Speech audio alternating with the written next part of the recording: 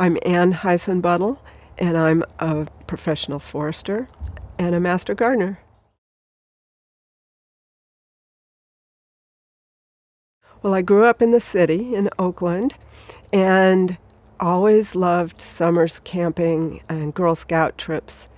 And when I was in high school and it was time to start thinking about college and what I wanted to do, I didn't really know, but I enjoyed the sciences. I really wanted to be outdoors and not in the city anymore. So forestry looked like a good choice.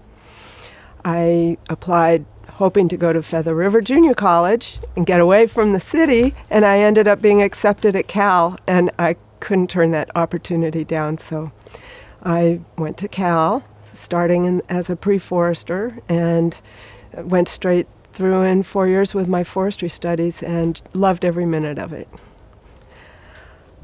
I had some interesting jobs while I was in school. My first summer I worked in Yosemite doing ranger naturalist type work, and it was interesting. It was a lot of fun. Even though I didn't live too far from Yosemite, I had never been there, so it was really wonderful. I worked in the Mariposa Grove and told people about the giant sequoias and encouraged them to get out and walk around. And it really was a recreation job. And the biggest benefit for me out of that was learning that recreation wasn't what I was interested in. So I pursued timber management in my forestry program. Spent 2 years, I think, counting roots measuring roots in the basement of the Mulford Hall for Ed Stone. And after summer camp, my junior year summer, I worked for the Forest Service on the Sierra National Forest and went back there the following year when I graduated. So it was a great 4 years. Gosh, summer camp was a great experience. It got us out of the city and into the woods, and we did, we really learned all the hands-on stuff that we'd been learning academically in the classroom, measuring trees, looking for reforestation in the brush fields. I sometimes had an advantage on that exercise because I was short enough I could crawl under the brush, and the guys were having to try and crawl over it. But I remember being surprised how much regeneration, conifer regeneration there was underneath the hillside full of brush, and how old those trees were and still not able to break through and look like a forest. Oh gosh, we did all kinds of things, wildlife studies and water and soils, and spending, I think it was 10 weeks in that intensive training was a great experience, and helps you to know that, that's really the right thing for you to pursue or not. So, and it was great fun and made a lot of special friends.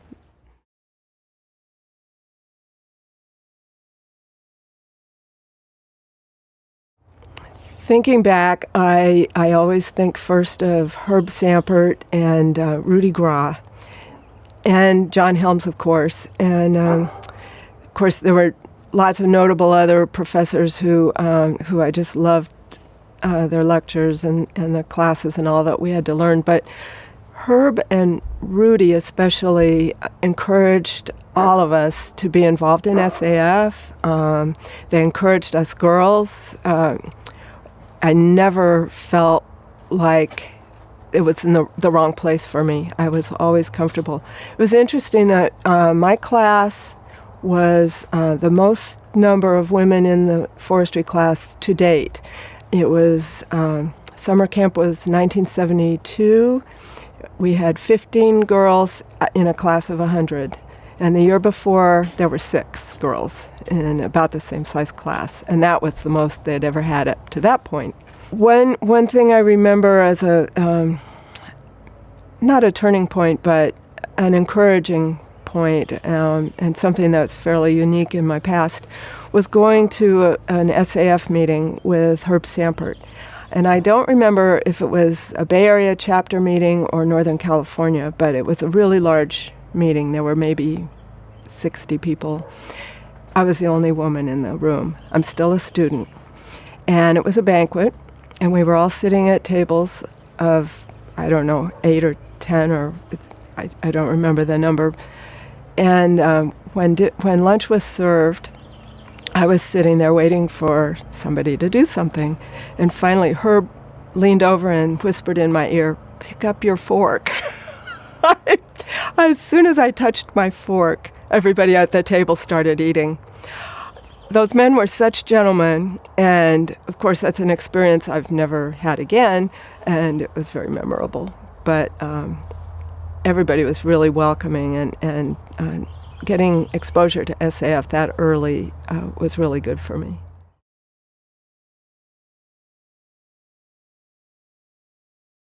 It was 1986, late in 86, I think. We had a reduction in force. The timber industry was slowing down. Spotted owl was an issue. Forest Service was embarking on the forest planning process, and timber supply was looking more uncertain. So the company had to lay off 2 foresters. And I had 11 years, but I was one of the newbies on the crew. So 2 of us, Mark Mueller and I, who both had 11 years, were let go. So I looked for work in the Bay Area and in California and in the West, and had several promising prospects, but nothing that panned out. And in the meanwhile, I found out through one of my bosses that American Forest, well, it was National Forest Products Association in Washington, D.C., was looking for someone to work on forest planning issues. So I applied for the job, and they were reluctant, it seemed, to hire a gal from California who'd been working in the woods, because they weren't sure I would stick around. They'd had somebody else working who had only stayed a year and left.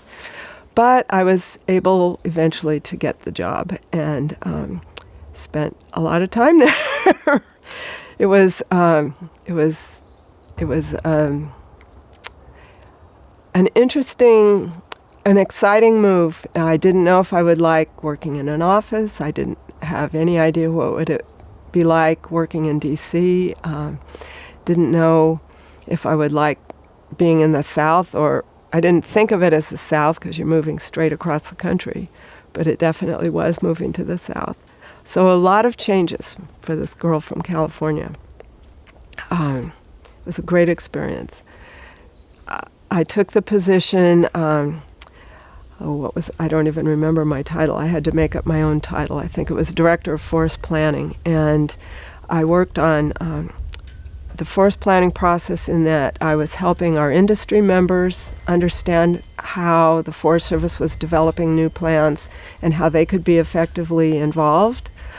And also dealing with the appeals and litigation process so that companies could be a more effective player, either helping defend Forest Service decisions or challenging them if they needed to, as the world was going through this evolution in how to manage federal lands.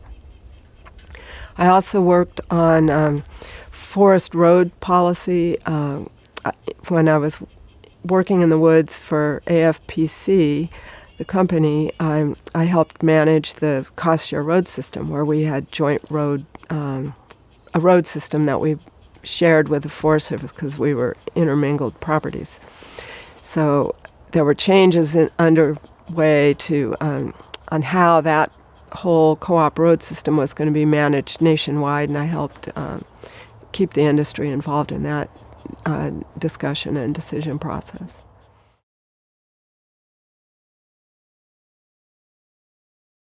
National Forest Products Association represented the sector of the industry that was purchasing timber from the Forest Service. There was a second organization, American Paper Institute, that represented private land companies and paper producers.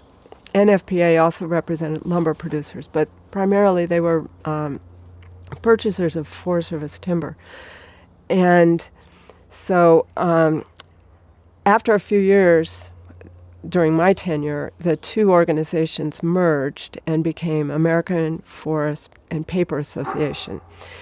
So I was always working for the companies that were involved in Forest Service timber sales, timber supply, appeals and litigation, trying to ensure a future timber supply for the industry, or a stable timber supply, while in other parts of the association they were dealing with private land issues.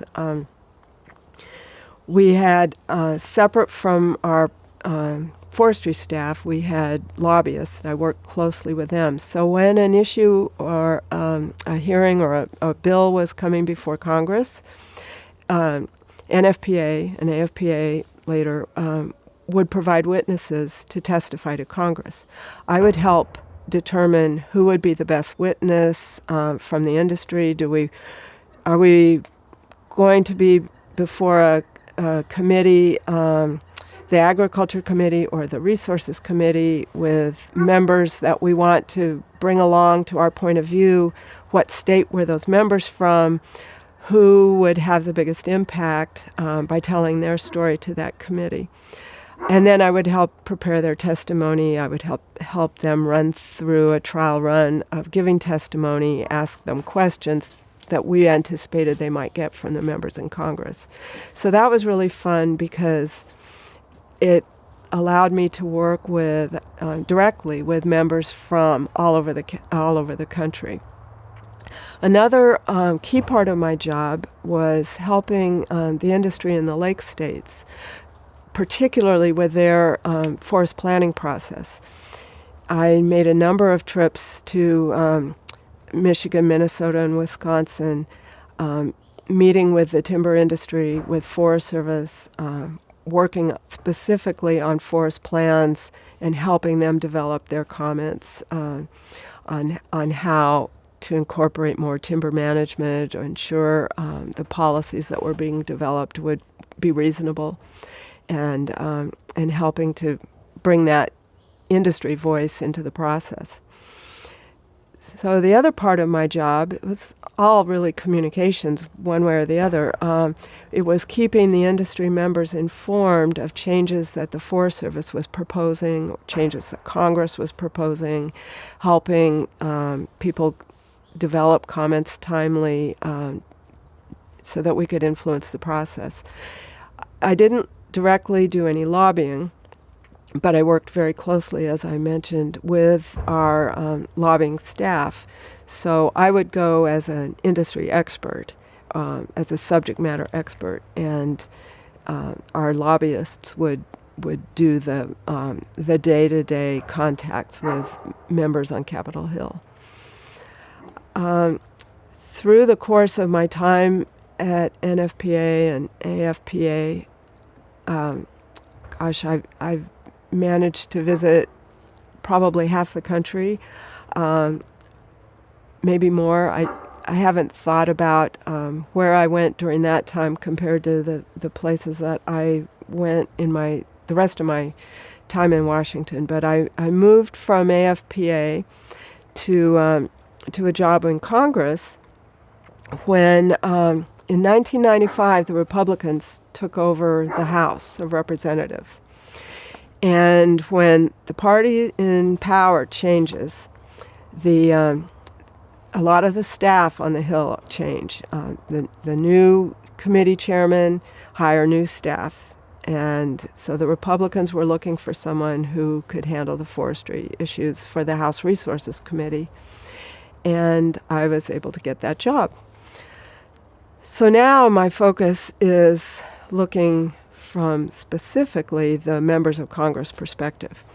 So I was legislative staff for the Subcommittee on Parks, Forests, and Lands, and I was the forester, handling all the Forest Service issues. And the House Resources Committee and the subcommittee has two responsibilities, doing oversight and writing legislation. So I worked on both of those. I helped the chairman develop agendas for oversight hearings. What that involves is looking at how well are existing laws working, how well are the agencies implementing them. If there are problems, how should they be fixed? Does it need to be legislative or is it administrative, something that the agency should handle in a different way? And there had not been a lot of focus in recent years on how well the National Forest Management Act was working. At the very end of 1995 when I started working for the committee, and I worked there until 2001, so 6 years. At that point, we were looking at how well was the National Forest Management Act being implemented, what were the problems. Appeals and litigation had become a major hurdle for decision making for the Forest Service, and the Forest Service might plan timber sales, and then everything would be so bogged down in appeals and litigation that by the time they actually won the appeal, succeeded in the litigation, the timber might have rotted. It was burned, or it was bug killed, or it was the management issues had changed. It wasn't. It created many delays that made the timber supply very uncertain for industry purchasers too. So we held a series of oversight hearings looking at specific problems, appeals and litigation, road management, impacts of forestry and recreation, and trying to develop better ways to change the forest planning regulations, maybe changes in laws. Getting that kind of legislation changed is a very lengthy process, and had to learn that it takes patience. What we did, though, set the groundwork for eventual legislation that was passed after I had left the Hill. So what's the name of that? Healthy Forest Restoration Act. So we were setting the groundwork as setting the record for what changes were needed. And it wasn't until 2003, I think, when the Healthy Forest Restoration Act was eventually passed, that had become possible because of all that groundwork we had started. And members of Congress were able to come together bipartisan and pass new legislation that did help improve some of the process. We weren't able to solve the appeals and litigation problem. Some of the things we wanted to change were making it, if you filed a lawsuit and you lost and the Forest Service won, we wanted the suing party to have to pay pay the fees or the cost of that litigation. Congress was not ready to go there. We couldn't get any significant changes like that, but we tried. So another significant thing that was started while I was still working for American Forest and Paper Association was a Sustainable Forestry Initiative. And the industry members wanted to do something to demonstrate what we were doing in forestry is sustainable over the long term. And so we set up a number of committees, and one was focused on forest management practices. I was staffing that committee under John McMahon from Weyerhaeuser, who chaired it. And then we had other committees that dealt with other aspects of development of the whole SFI. So that process was still underway when I left AFPA, but as most foresters from California will know, we ultimately did develop a sustainable forestry initiative that it became a requirement of membership in AFPA, and it eventually became an independent entity, no longer managed by AFPA, but just the SFI. And it is alive and well today as a marketing tool and a way to demonstrate that wood coming from SFI managed forests are well managed. It's a sustainable product. Watersheds are protected. Wildlife is addressed. We want to make sure the whole forest ecosystem is sustainable over the long term.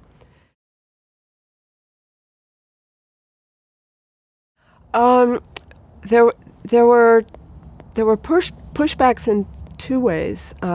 Some companies did not believe it should be a requirement of membership, and some companies felt, we're already doing these things. Why do we have to document it and go through these hoops for something that we're already doing that is already good? But the overwhelming majority of the membership of AFPA felt that it was important to make that commitment that very public. And if you were not willing to make that commitment, you should not be a member of AFPA. So that's the way they went. We lost 2 big members, I think, because of it, but we gained a lot of small members and a lot of credibility, and the industry has really bought into it really solidly ever since. There was pushback, that skepticism that the industry shouldn't police itself, but I think we were able to overcome that pretty easily by showing that commitment. You can't be a member if you don't do these things, and showing progress, continual improvement in practices. A lot of states, unlike California, don't have forest practice acts like we have. So the SFI gave companies in other states a way to demonstrate the good things that they're doing and their commitment to BMPs, best management practices. So it's helped in a lot of ways. There's another thing I did. While I was at NFPA or AFPA, the Virginia Board of Forestry was looking for every 4 years when the governor is elected in Virginia, and it's only a one-term governor, they create whole new boards. So the new governor appoints the whole new board of forestry. And in Virginia, unlike California, the Board of Forestry is an advisory board. So providing advice to the state forester and thus to the state. So I was living in Northern Virginia in Alexandria, and that was a district within this, well, the board members were selected by congressional district. And that congressional district was turning more and more urban. So in Virginia, the board of forestry is composed of one member from each congressional district. And the new incoming governor appoints a whole new board. And the district I was in Northern Virginia, was becoming more and more urban. So industry was hoping to have someone who was not of an urban, environmental, save the world perspective, but get someone who might still represent the forest products industry in some way. So I was recruited to apply and was appointed to the board by Governor Wilder, a Democrat. And that was a very interesting experience. This was, I think, 1990. And it was an interesting experience because there had been a woman on the board before, but I had several other things going against me. I was from Northern Virginia, so they didn't trust me. I was from California, so they didn't trust me even more. And they were afraid that I would bring crazy ideas from California about how their land should be managed in Virginia. I said, no, I'll recognize these bad things when they're coming before you will, because I've been there. It's been through it. But it was a wonderful experience. So I spent 4 years under the board under Doug Wilder, and when he retired from office, because it's a 1-year term limit, and the new governor, George Allen, a Republican, was elected, he replaced the whole board except for me. I was the only one kept on. Well, now I had a new hurdle because all the new board members were Republican, and who was this woman who had been appointed by the Democrats? So I had to prove myself all over again. But got to know much more about the state of Virginia and forestry in my new home state than I would have ever had an opportunity to do through my work. And we were focused on state issues and state and private forestry, state budgets that were always being cut every year by the governor or by the state legislature, and yet it was rewarding because we were serving as advisors, and it was not a regulatory environment like in California, so it was completely different experience than what we would have here. I was working for AFPA when I was appointed to the Board of Forestry. I was reappointed and still on the board when I moved to my job in Congress. And I had to show that there was not a conflict of interest at that point, which I was able to do because the Board of Forestry was focused on state and private issues, and the committee was looking at federal land management. So I was able to continue until the end of my tenure. So 8 years on the board, the 2 4-year terms.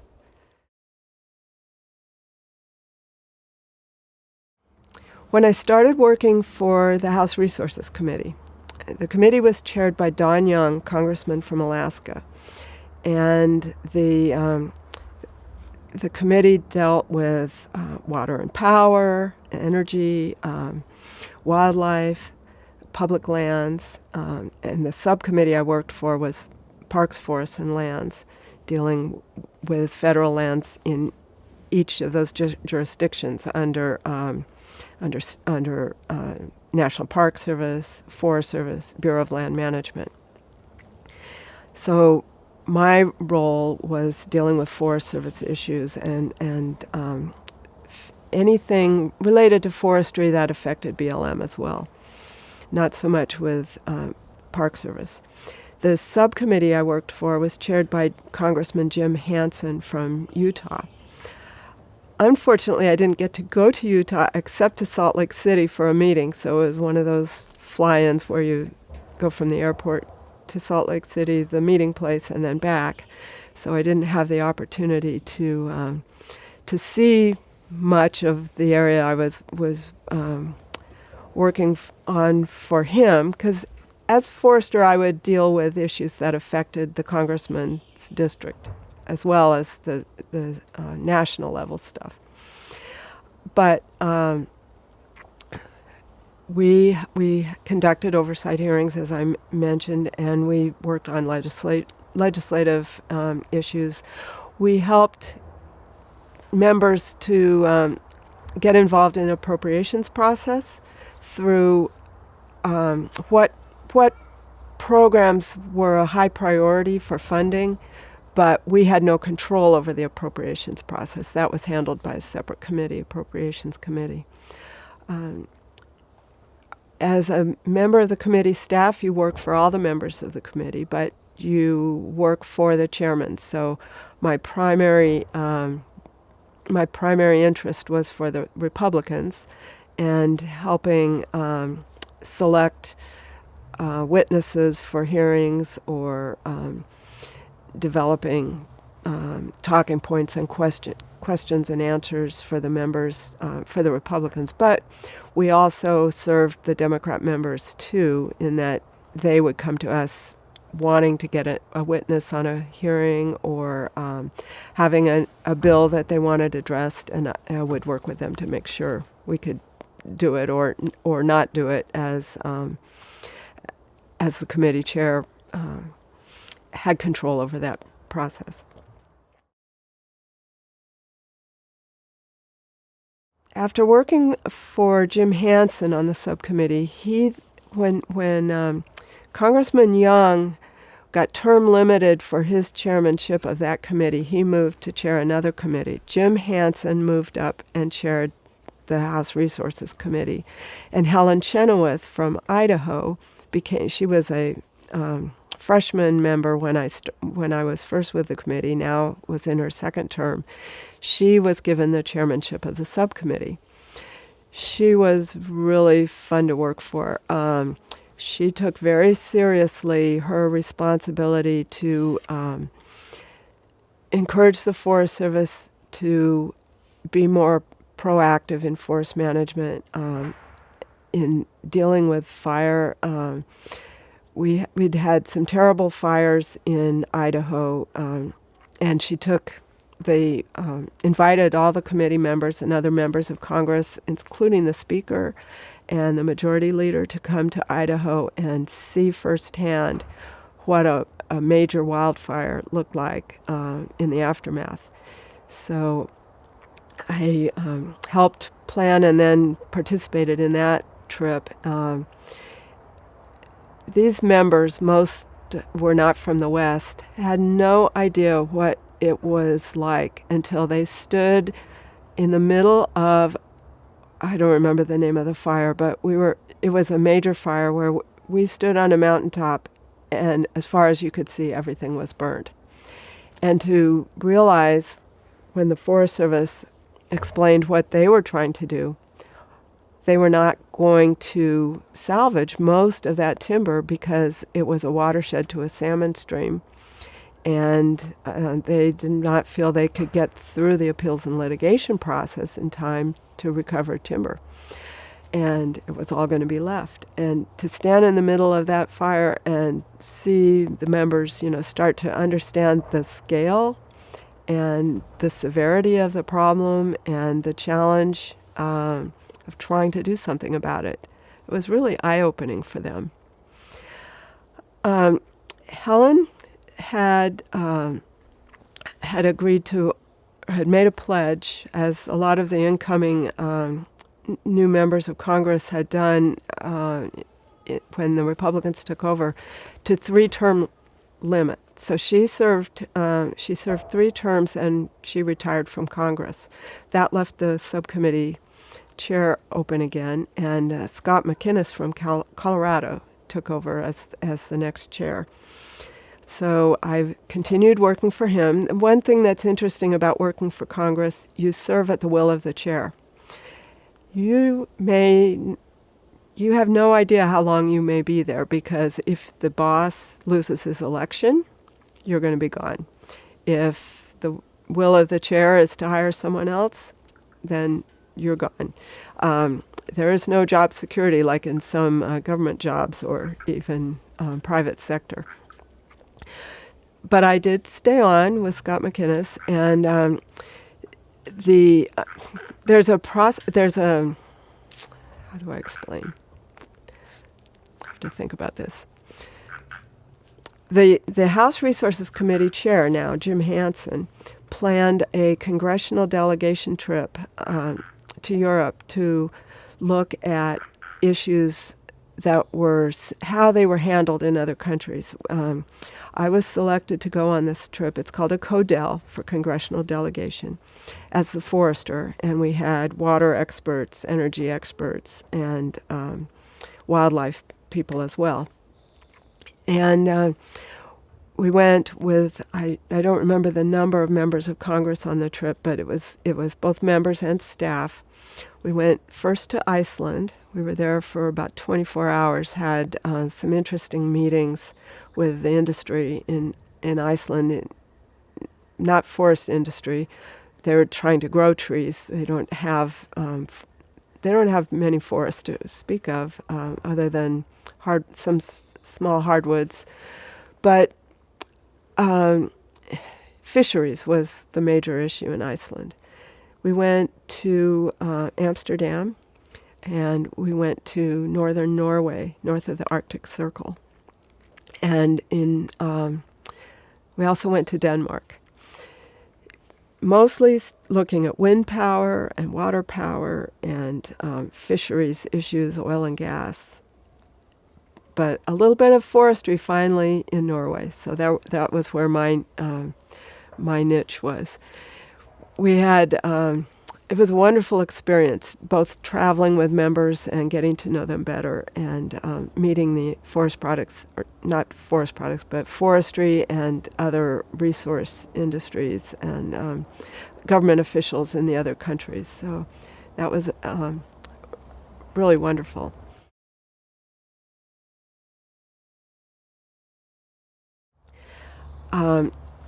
I came back and had the opportunity to take over the executive director job for National Association of State Foresters.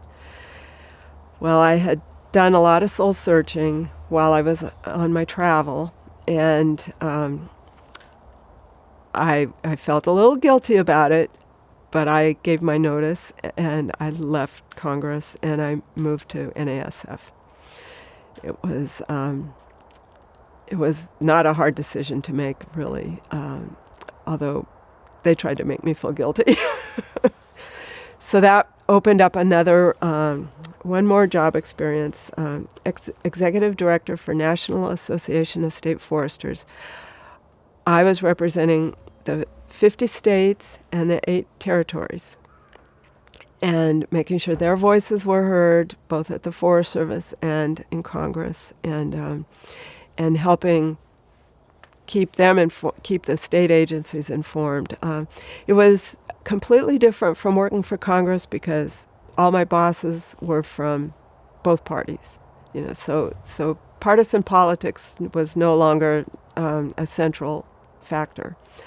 Our primary issues were state land management and state and private forestry, and fire, and how fire was addressed across, east to west, and urban forestry, which I had always kind of discounted as not being forestry, but the state foresters did a good job of convincing me otherwise. So there's state foresters in every state, even Nebraska, where Johnny Appleseed is from, and the Arbor Day Foundation is located, and in North Dakota. I asked the North Dakota State Forester, what kind of forests do you have? Well, they're mostly windbreaks. But everybody has forests, whether it's windbreaks or the urban forests or forests that are managed for revenue generation as well as wood products, like in Oregon, and even more than in California, but here too. In Oregon, it's particularly forest management on state lands is very important, and in Washington, Idaho, a lot of the western states. But no matter, even in Hawaii, forestry is very important because of that forestry and water influence. I got to travel more around the country because we had, NASF has three subgroups: the Western Group of State Foresters, Southern Group of State Foresters, and Northeastern area of State Foresters. And each of those 3 regional groups held an annual meeting. And then the annual meeting for the National Association of State Foresters moved around the country. So that got me to a few more states. And ultimately, I was able to make it to all but 3, and 2 territories, the U.S. Virgin Islands and Puerto Rico. It's a wonderful experience to be able to learn how things are different in the South, in the Northeast, in the Midwest, but how much is really the same, because we still have insects and disease. We have fire. Fire in New Jersey is a huge issue. The New Jersey forests are, they're more coastal and tied to the sand dunes. But fire is very fire adapted and very dense population, so it creates major challenges. In Florida, the state forester in Florida had been able to develop a prescribed burning program that was much more aggressive than any other state.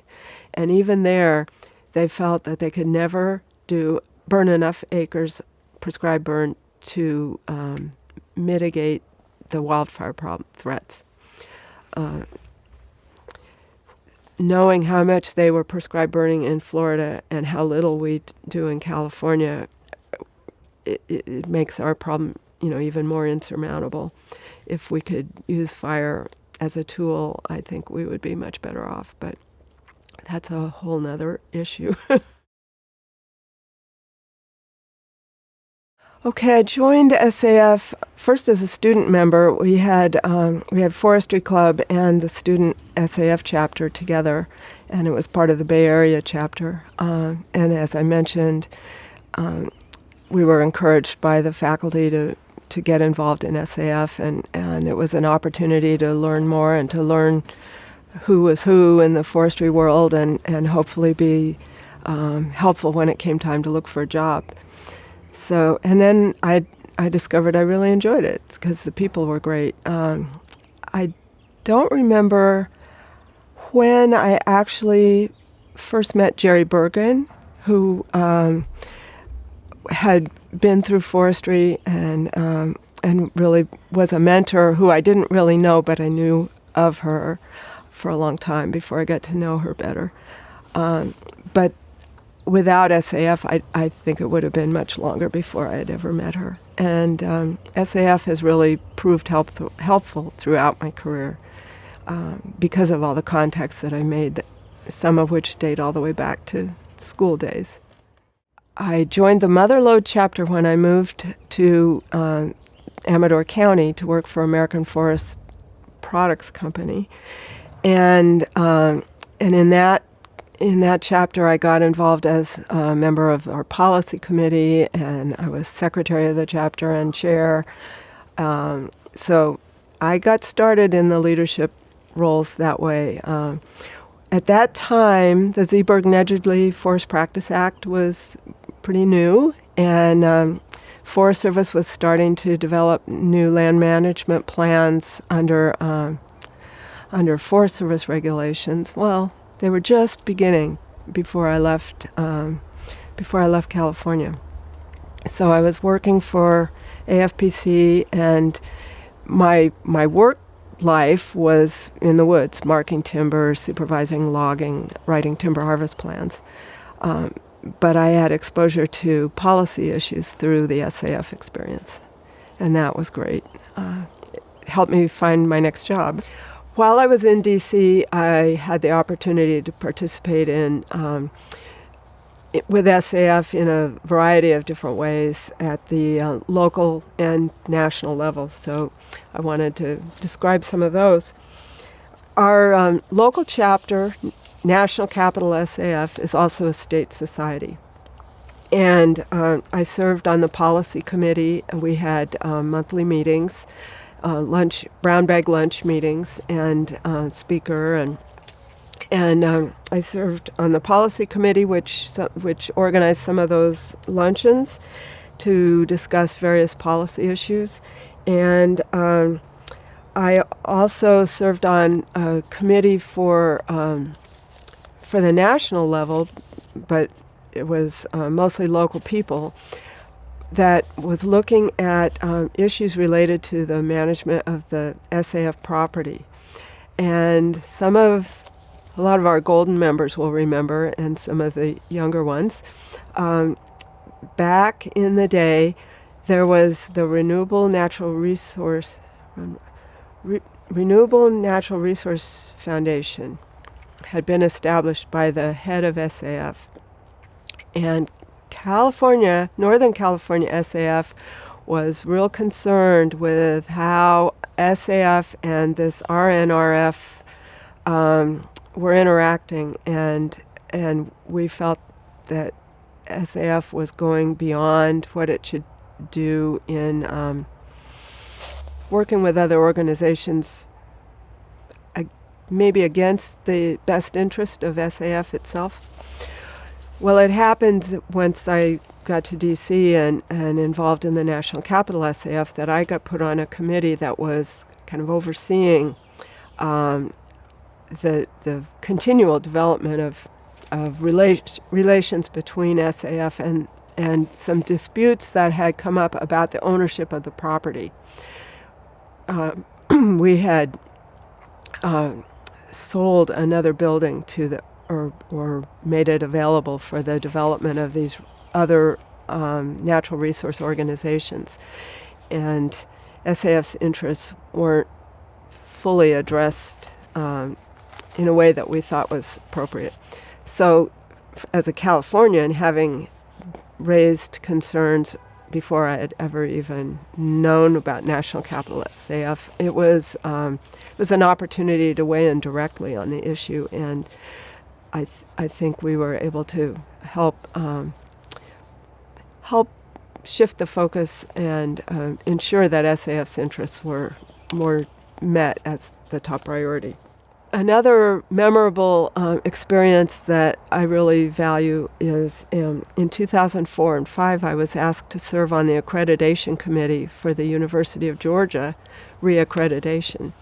And I had always been aware of the importance of SAF the accreditation program for the universities, coming from an accredited school. But being involved in the accreditation process itself was really eye-opening.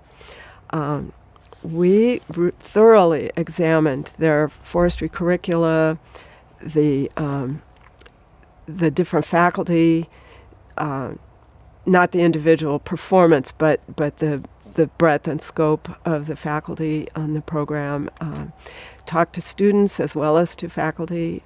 It was a wonderful experience. We had a field visit to the university that lasted several days, and a lot of paperwork that we reviewed prior and afterwards.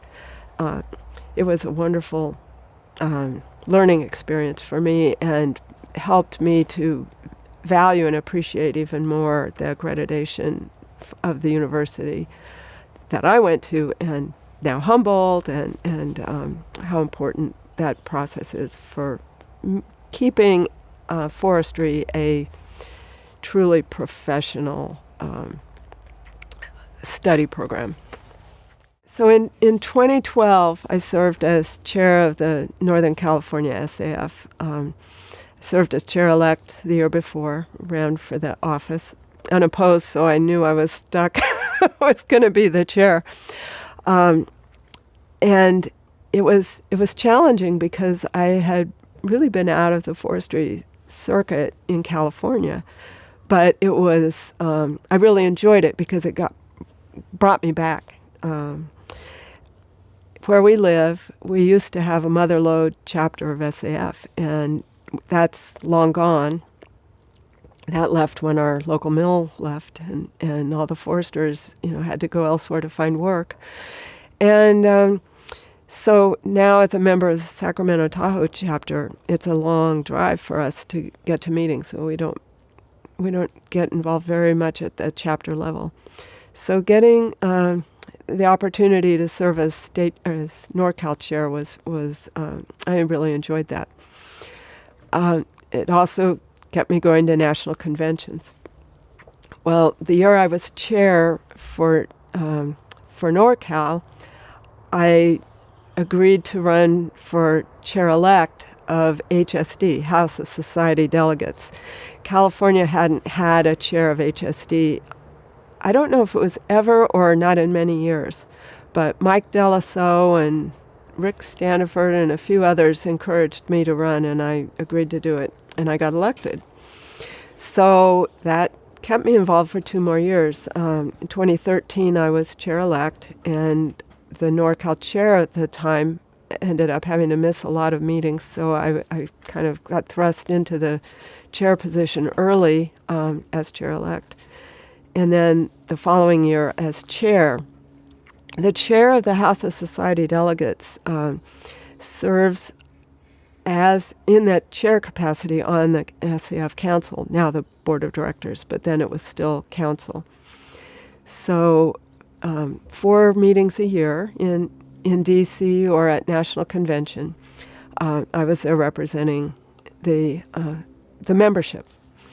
And most of the council members are there representing just their council or their district. And I had that.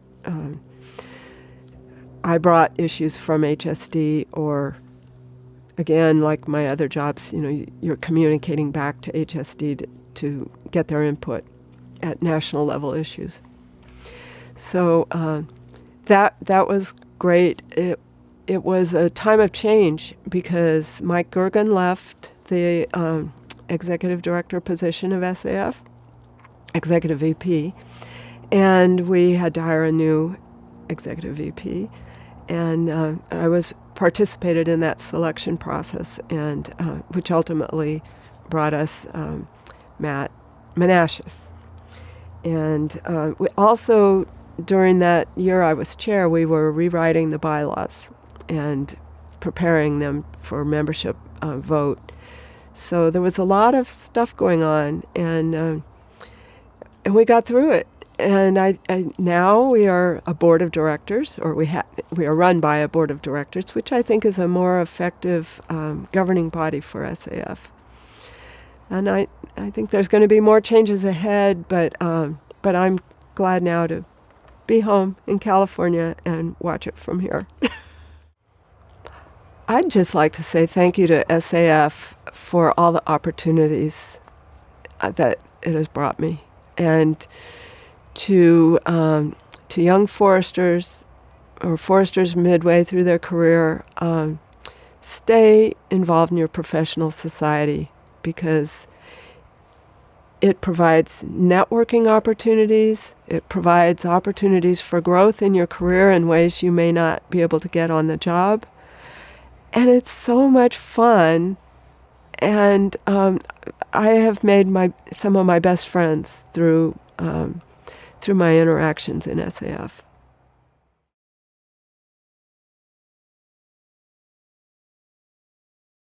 While I was working in D.C. for the Trade Association, for Mark Ray, he volunteered me to be a speaker at the SAF convention in Spokane in 1989. I had never been to a national convention, and I was going to be a general session speaker, not the keynote, but to talk about forest planning, appeals, and litigation. Well, I knew the subject matter, and I had the benefit of working with Luke Popovich, who was our communications guy at AFPA at the time, to help me with editing. I learned a lot about writing, I should say, while working at NFPA and AFPA. But I went to the convention in Spokane. I spoke in an auditorium that I had never had to speak in a situation like that before. And Mark Ray wanted me to be a role model. And he would tease me about it. And he thought that I should be barefoot and wear a pillow under my dress or under my suit. And so I bring that up because as a woman in forestry, you never know what you're going to be up against. Well, with Mark, I say this with love and respect. He teased everyone. He treated everyone equally, good or bad. And it was just the way he was. And I think I mentioned earlier how important having a sense of humor was. Well, I did my role model speech, and when that session was over, a young woman came up to me, and she was a student. I can't remember what school she was going to, but she's now a professor at SUNY in the forestry program. I was her role model. And so that was a very proud and memorable moment for me. And Valerie Mazinas has gone on to be a very successful professor and role model for many other women and men. So I'd like to remember that story. I mentioned that. I also had the opportunity to serve on the program committee for 2 conventions. And the National Program Committee is made up of foresters from around the country, whereas the Arrangements Committee is done by the local host unit. So 1993, the convention was in Indianapolis, and 1994 it was in Anchorage, and I helped plan the programs for those 2 conventions. So having been to Spokane, I then got to go to Indianapolis and Anchorage, and that was the start of my participation at convention in various capacities. So that I counted it up today. I've been to 16 national conventions. Helped put on the one in Reno a few years back when we had just moved back to California. And I recommend it to anybody who has the opportunity. SAF has put a lot of emphasis on sponsoring students going to convention now, that I don't remember those opportunities when I was younger. Lots of students are coming to convention now, and that's really great. And it's a way to instill in them that interest and desire to stay involved in the society.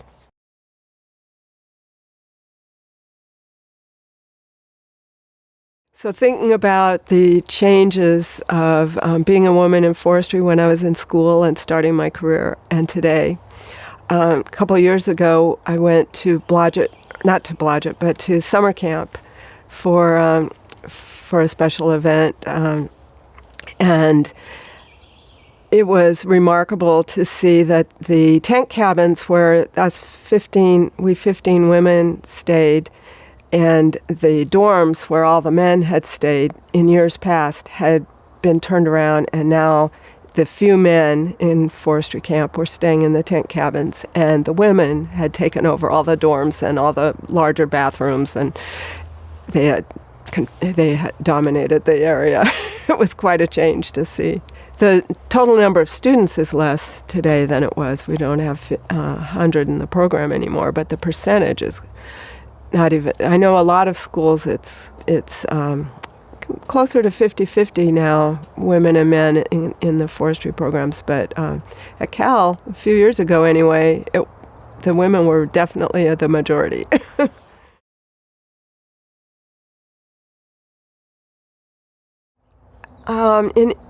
Going into industry, I wanted to go to industry and not the Forest Service because I felt that I would get a broader experience in terms of the work I had to do from day to day. Some of my peers from school, 4 women were hired by one Forest Service ranger unit because they didn't want to mix women and men. They wanted a 4-woman crew. On the other hand, my experience in the Forest Service, I was one woman working with a bunch of men. And for the most part, that worked well, but I can tell another story about that. But what I saw in the Forest Service was you focused on one job. You were a timber marker. You did sale appraisal. You did sales supervision, but you didn't do all of that. And when I had the opportunity to work for a company, I realized I was going to be able to do all of those things. And I thought that I would benefit from that and it would be more fun. So I was fortunate to have the opportunity at the time. American Forest Products Company was looking for a woman for a position to work a year out of the corporate office, but spending about half that time as an assistant to Sam Bryan, who was in charge of all forest resources for the company, and about half that time being farmed out to our different locations. So I worked at Martell, which was our main operation. I worked at Forest Hill. I got to go to Johnsondale, which was a very small sawmill, and we purchased timber down there from the Forest Service to supply the mill. And it was living in an old mill town with the cookhouse, and it was a totally different experience from any of our other locations. I was the only woman there, other than the cooks at the cookhouse, but everyone was very welcoming, or almost everyone.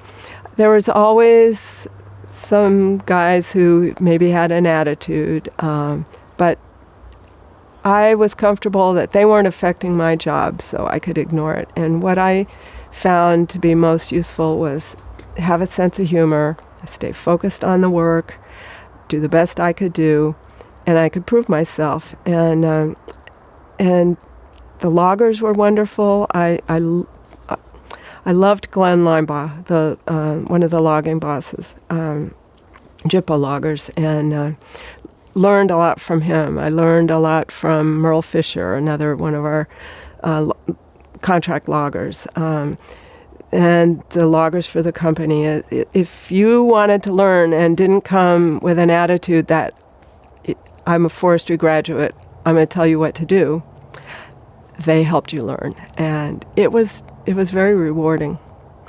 So throughout that time too, I can come back to the SAF connection. My bosses in forestry, and Warren Carlton, our logging superintendent, Bob Mabin, who was the chief forester, and Gil Ross, who worked under him, they were all involved in SAF, in the local chapter, and they encouraged our involvement. And as I said before, it really helped broaden my experience and helped me to get to know more of the foresters in the state, and everybody was really wonderful. I'll tell you one more story about being the only woman in the woods. I was new working at Martell, and this was after I had finished my year of, you could call it probation, I suppose, and I was assigned to Martell, and of course spent most of the time in the woods and very little time in the office, so I didn't get to know the women in the office until some time had passed. So one day I had checked in at the office to get some paperwork or do something, and I'd gone into the ladies' room, and another woman came in. I could hear her, and I could tell she's looking at my feet under the wall. She goes, "Is that a woman or a man in here?" Because I had my boots on, of course, and I had to say, "I'm a woman." So they weren't used to me either. So it was interesting.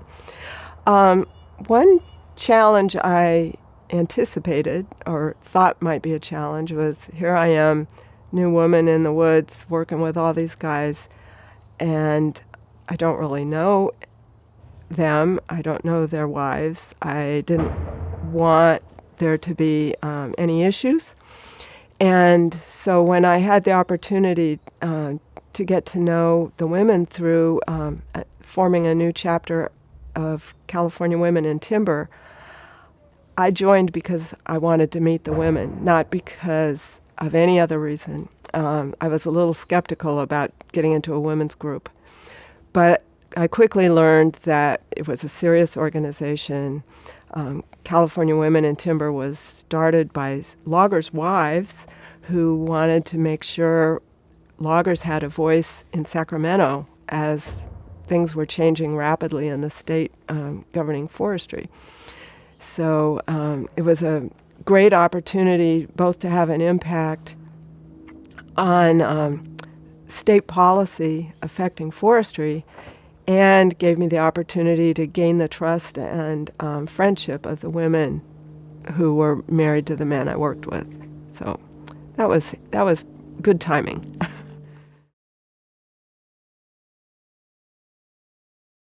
Okay, so I left the National Association of State Foresters in 2007. We decided it was time to come home. John and I, John's also a forester, who most people seeing this will probably know. John and I had always planned, it was a temporary job experience in D.C., and didn't know if it was going to be 4 years or 6 years.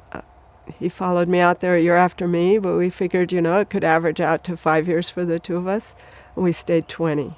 We were still having fun. We were still getting, having great opportunities, as I've already talked about.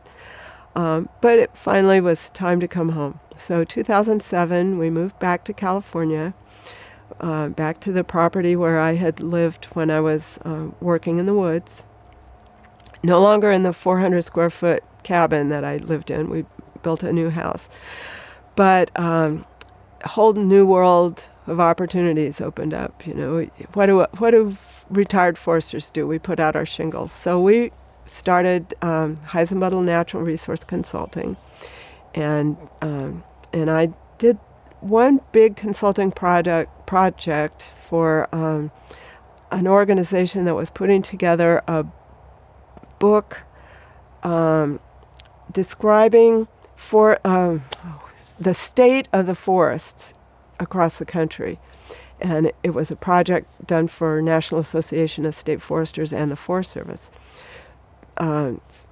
So that was a big job, and got really intense because of deadlines. And when I was done with that, I thought, that's more work than I want to do now.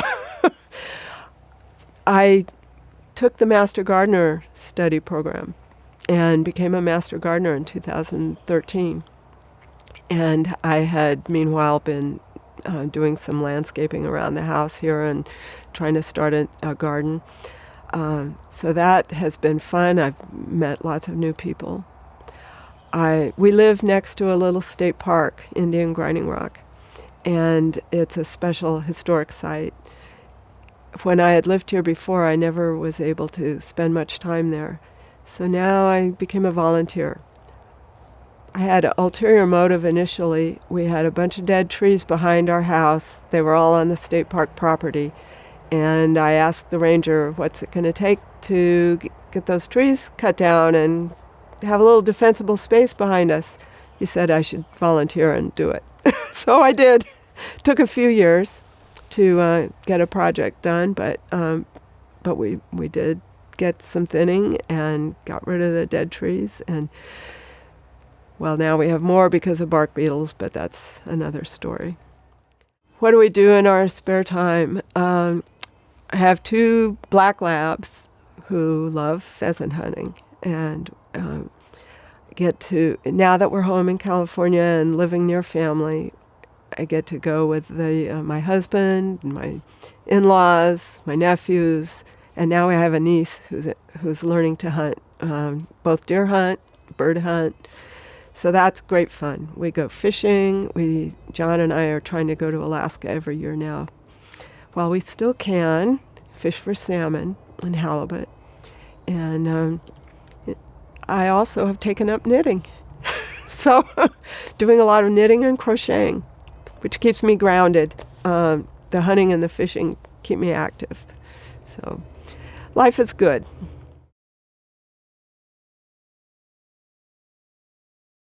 Another thing, we weren't busy enough, I guess. John got involved initially with some of our colleagues in the local area establishing what we call the CalAm Forestry Team. It stands for Calavaras County and Amador County Forestry Team. We work with several other retired foresters and resource professionals to help improve management of lands in our counties. We've lost our timber industry here. We still have Sierra Pacific Industries as landowners, but we don't have a local mill. We don't have the infrastructure. It's really challenging to deal with things like bark beetle problems when you don't have forestry infrastructure. We have battles over environmental issues with environmental organizations, still struggling to get more timber coming from the national forests. So the CalAm Forestry Team has gotten involved in helping the county get grants to deal with bark beetle problem. Also, we had the Butte fire, which was pretty devastating a couple years ago, and we've been working with Calavaras County primarily, and FEMA and Cal OES, Office of Emergency Services, to get a grant to work with soil stabilization within the Butte fire. It's been really nice to bring the focus back to home. It's been a good feeling to be able to work on local issues again after all the experience, working at a bigger, higher elevation level perspective.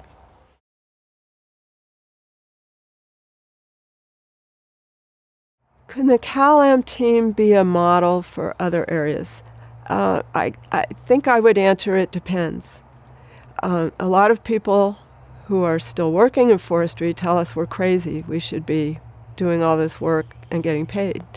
But we're all doing it as a volunteer, on a volunteer basis, because it's our time to give back. There aren't the resources available to hire grant writers, or there aren't people available to do the work in a lot of places.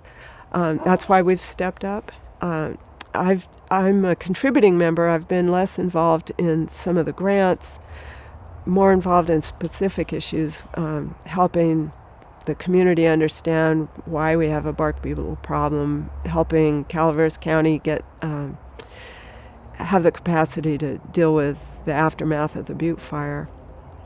But it is a really effective and beneficial program, and if there are people who, like us, feel it's time to give back and they have the ability to do it, I think it would make a very good model.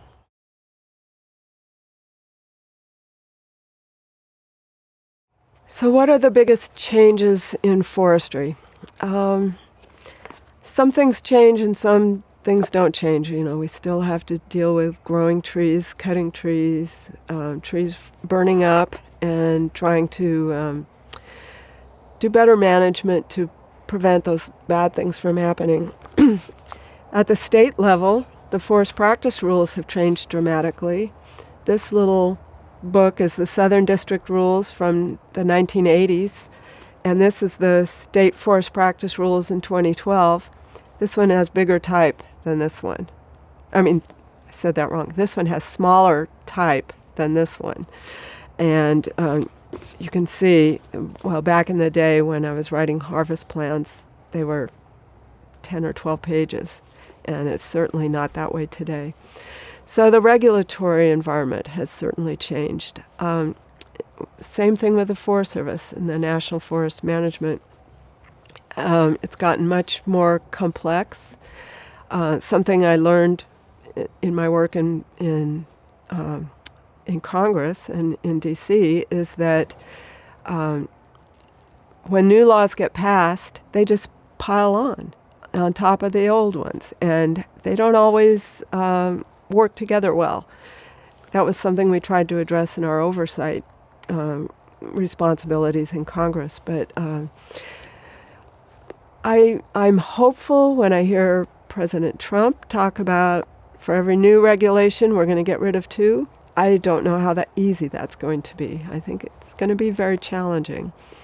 But it's really needed, because you can't just pile clean water, clean air, wildlife, regulations and laws, one on top of another, and change whatever changes happen in forest management or forest management policy, and expect it all to meld together well. We really need to take some hard looks at how to streamline procedural requirements and keep focused on the end objective. That's really what's important.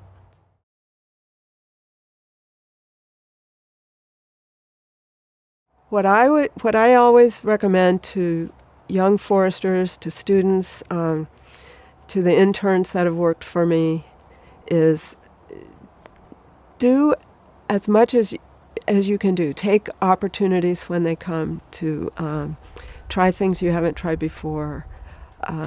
Like going to Washington D.C., was a big gamble on my part, or I thought it was, and it opened up a whole new world of possibilities. Be well grounded in the basics. Don Gasser once asked me what was the most important class I took that helped me in my work in D.C. And I said silviculture, which surprised him. He expected me to say forest policy. But what made me able to do my job was that I knew the basics of forest management and silviculture, what it meant on the ground. So my job was to explain to other people, if you want this policy, will it work? And if it won't work, how can we change it so that it will work?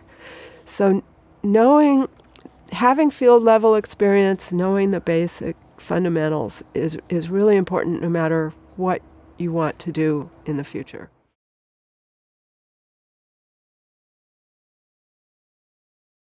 I think the most important thing is to be a good listener and to understand not only if there's a conflict over a policy or a way of doing things or even interpersonal relations, it probably applies in all of those.